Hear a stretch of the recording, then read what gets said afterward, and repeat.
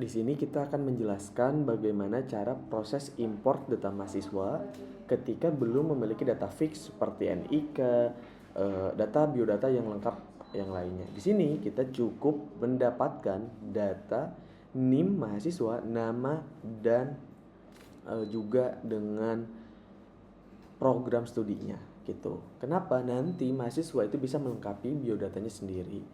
Pertama, itu kita masuk ke menu akademik. Kemudian di sini ke menu mahasiswa ada menu impor data mahasiswa.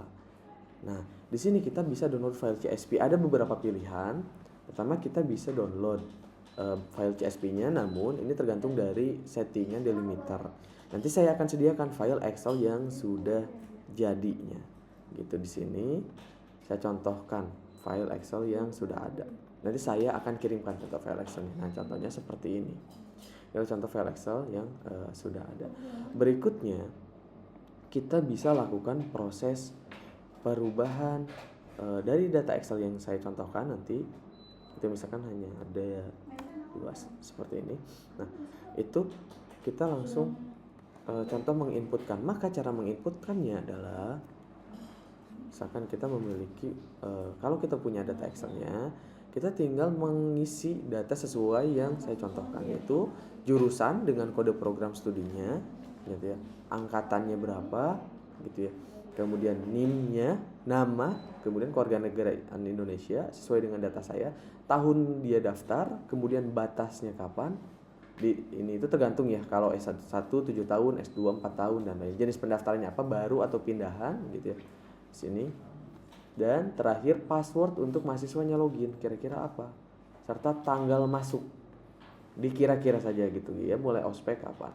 Nah, kalau sudah, berikutnya di sini saya contohkan, misalkan saya ganti ya untuk program studinya,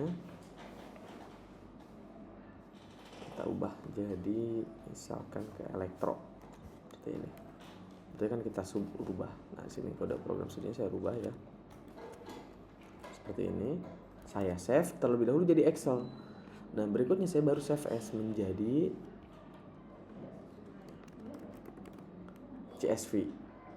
Gitu, ketika datanya sudah fix. Nah, saya simpan. Save. Oke.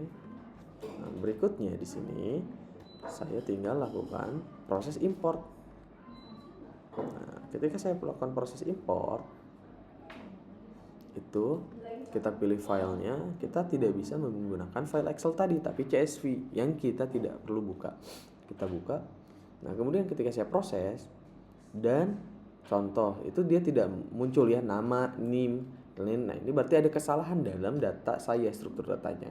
Gitu. Caranya itu tinggal ubah saja di sini. Ini tergantung dari settingan laptop. Kalau laptopnya, contoh yang saya bukan pemisahnya bukan titik koma tapi koma. Saya proses. Ini contohnya ya. Saya ubah jadi koma. Nah, di sini ada NIM, nama dan lain-lain. Abaikan yang lain gak apa-apa, kosong. Nanti mereka bisa mengupdate sendiri. Gitu.